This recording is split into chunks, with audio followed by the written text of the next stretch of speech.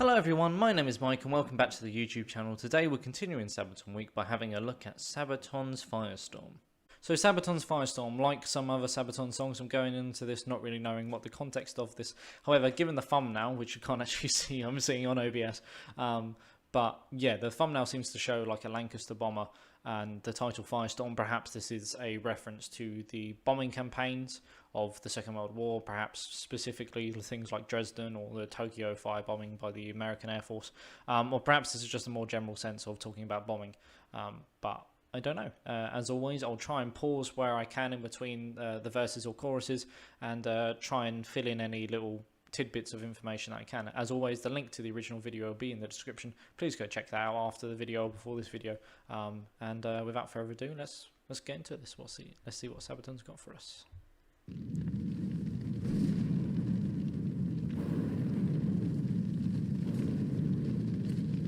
So this is an advert, an album rather. But a kingdom that has once been destroyed can never come again into being, nor can the dead ever be brought back to life.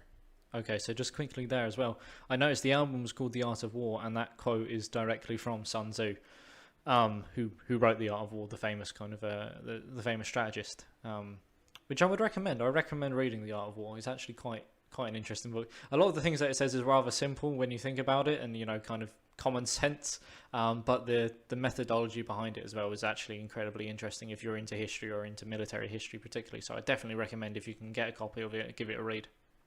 But yeah.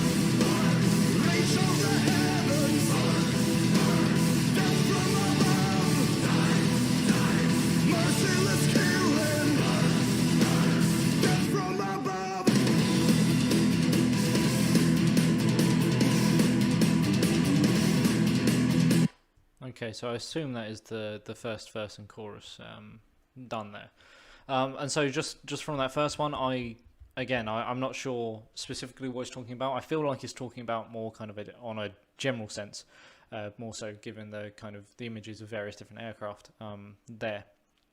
But we'll see if the song goes into more type of specifics later on to it. But just generally speaking, as we know, the Second World War kind of saw extensive bombing campaigns from numerous nations. Obviously the Germans are famous for their kind of the blitzkrieg kind of bombing tactics as well, particularly in cities like Warsaw, whereas they went through Poland, the Low Countries, in Belgium and the Netherlands, particularly Rotterdam. Rotterdam was shelled, well, not literally shelled, but kind of turned into a shell from German bombing. And of course the Blitz in my own country, Britain, things like London and Coventry and stuff like that saw extremely heavy German bombing. But that's not to say that it wasn't the only case. The Allies of course had their own bombing campaigns over Germany and Italy, and particularly the Americans as well in the firebombing of Japanese cities in Tokyo, and probably the most iconic kind of individual or notable individual, in want of a better word, in regards to the bombing campaigns for the Allies particularly is Arthur Harris, the head of Bomber Command during the Second World War, particularly with his Reap the Whirlwind speech. And if I can find it, then I will do a similar thing what I done for No Bullets Fly and impose the speech into this video so that you can get an idea of what it was. Nazis entered this war under the rather childish delusion that they were going to bomb everybody else and nobody was going to bomb them. At Rotterdam, London, Warsaw, and half 100 other places, they put that rather naive theory into operation. They sowed the wind, and now they are going to reap the whirlwind. But we'll see if this song actually goes into mention him, perhaps. If it's talking generally speak, or certainly talking about Allied bombing, then perhaps he might be mentioned, in which case I'll elaborate a little bit more on that type of thing. But otherwise, let's get into this.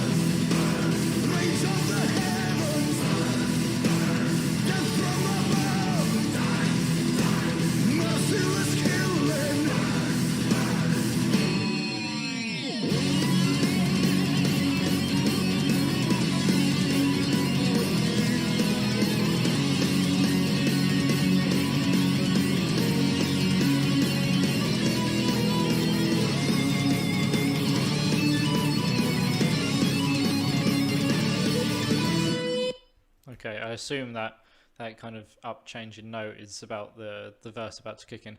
So just quickly again there, when it says about carpet bombing cities, again thoughts come to mind of places like Warsaw, Rotterdam, London, Coventry, Dresden, Tokyo, and yeah, so as of the nature of kind of carpet bombing, strategic bombing, the civilians are always going to be caught in the firing line, whether that be intentionally or coincidentally.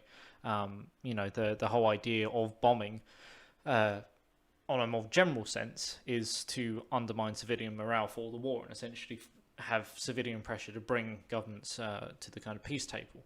And of course, obviously, you have the targeting of industry, which industry is usually located within cities themselves. And so, in essence, by bombing factories as well, civilians are always going to be caught as collateral damage. And during the Second World War, again, that whole kind of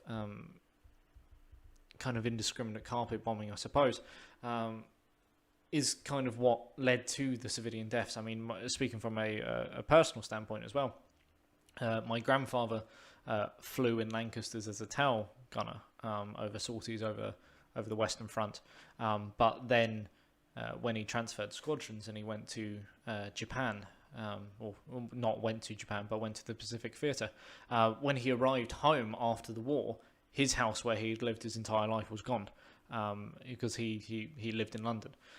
That's where he was born, that's where he was raised, a poor family in London. And when he came back to his house after the war, he found his house wasn't there, and he had to essentially rebuild from nothing. And that was a story that I feel like far too many people probably knew from experience, regardless of what side of the kind of fight that they were on. But again, I don't know. I think specifically speaking, I think this is just talking about bombing in general, because from the planes here, we've had British planes, we've had German planes, American planes, and a few Soviet. So I think they're just generally talking about bombing in general. But we'll see where this last kind of verse and chorus takes us, and then I'll elaborate a little bit more after that.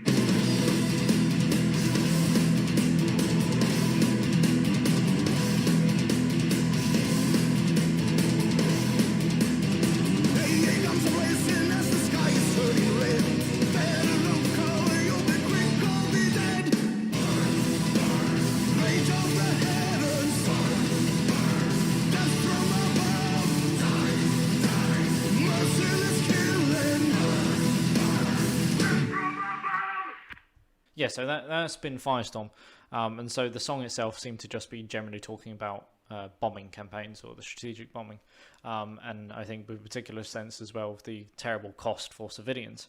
Obviously, again, as I previously said, sometimes civilians were deliberately targeted, sometimes they were just casualties caught up in the crossfire by happenstance of living near industry and industrial plants.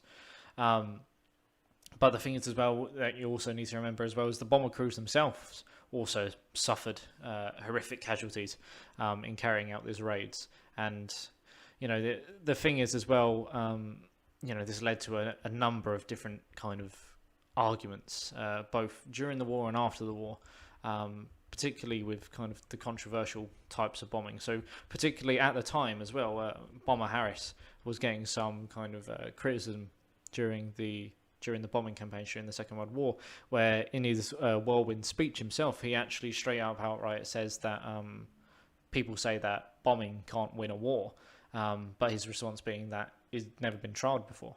And I suppose that was kind of that mentality, and I kind of try and remove myself from adding morals to kind of the past, because it's a different time, it's a different thing that we can't really put ourselves in that kind of shoes. From a moral standpoint, however, kind of paradoxically me saying that, obviously I have real problems when civilians are deliberately being targeted, or when civilian centres particularly are being targeted for military action. I feel like just on a moral standpoint that kind of sits really ill with me. But then again, I suppose the problem with that is you're applying morality and morals to war, which is inherently immoral. After all, war is in essence killing other people, and so to apply morals onto that actions is, it's difficult to quantify where. There's arguments been made again after the war that did the strategic bombing during the war actually do anything? Did it hasten to end the war? And again, that's a debate in its own right. Did the bombing of cities particularly hasten the war? Probably. Did the bombing of London, for example, really do that much to undermine British war effort? The answer is, from the Blitz example, probably not. It caused huge amounts of civilian casualties and certainly caused a lot of damage, but it did in no way knock Britain out of the war. And I can only imagine the same necessarily to some of the German targets or the Italian targets. A particular example that gets brought up a lot, that's controversial, is Dresden. And towards the end of 1945, being firebombed, and that led to tens of thousands of Germans dying. At the time that it was bombed, it was a central railway hub for what remained of the kind of the Eastern Front, and train cars were travelling through there quite a lot. And indeed, the bombing of Dresden, there's a lot to suggest that it was done to aid the kind of Soviets in the East. But at the time, after the bombing of Dresden, the numbers of dead was reportedly put to 70,000, and then Goebbels and various Nazi propaganda then put that figure to 250,000. And this myth kind of casualty rates was kind of further enforced by people like David Irving. Don't read any of his books, he's not credited. He made up a lot of the things that he said. And the reality, the number is somewhere between 20 to 35,000 people dead, which is still a huge amount. But yeah, it's not the same numbers as they are. And that's not a justification for the bombing of Dresden. As I said, the reasoning behind the bombing of Dresden was due to the railway, to deal a blow to the military infrastructure, to the German Eastern Front. However, that in itself is kind of as I said, a kind of magnified reason of the bombing campaigns is the destruction to military infrastructure. So in this case, the railroad, or in other cases, the cities, or in this case, or in other cases, the factories. So in Coventry, for example, the aim in Coventry, in bombing Coventry, was to knock out the factories. However, large parts of the city, including the medieval cathedral, was almost utterly destroyed. And it's that kind of that just war theory, if you will, the way that you fight a war, can it be considered just?